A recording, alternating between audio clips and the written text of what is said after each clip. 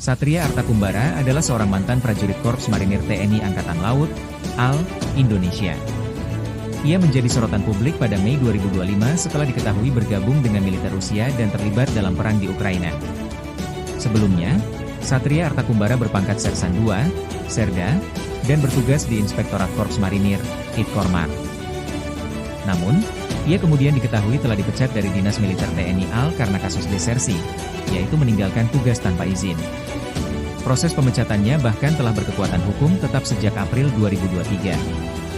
Menurut keterangan dari Dinas Penerangan Angkatan Laut, Kadis Penal, Satria telah melakukan desersi sejak tahun 2022. Kemunculan Satria Artakumbara sebagai bagian dari militer Rusia pertama kali viral melalui media sosial, khususnya TikTok, lewat unggahan akun Skystorm 689. Dalam unggahan tersebut, terlihat foto Satria mengenakan seragam militer Rusia, kontras dengan foto sebelumnya saat ia masih berseragam TNI AL.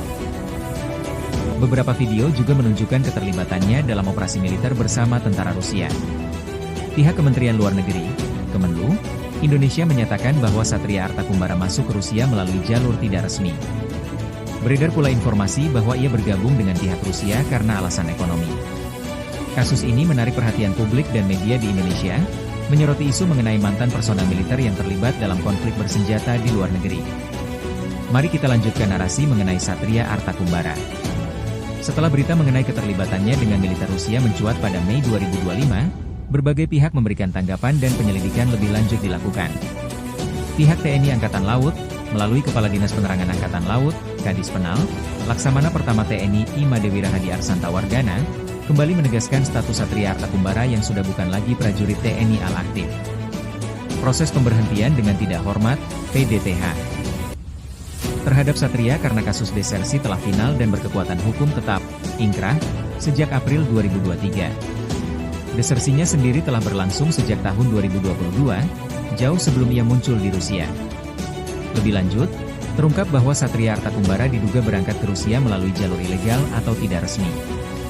Kementerian Luar Negeri Republik Indonesia, Kemlu RI, melalui Direktur Perlindungan WNI dan Badan Hukum Indonesia, PWNI-BHI, Juda Nugraha, menyatakan bahwa nama Satria Artakumbara tidak tercatat dalam sistem pelintasan imigrasi resmi. Hal ini mengindikasikan bahwa ia kemungkinan menggunakan rute yang tidak terdeteksi oleh otoritas Indonesia. Motif dibalik keputusan Satria untuk bergabung dengan militer Rusia masih menjadi spekulasi, namun faktor ekonomi sering disebut sebagai salah satu kemungkinan pemicunya. Keterlibatannya dalam konflik di Ukraina sebagai bagian dari tentara Rusia juga menimbulkan pertanyaan mengenai status kewarganegaraannya.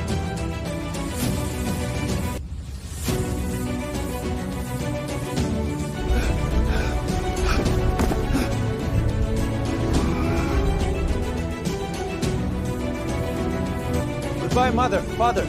I will come back soon.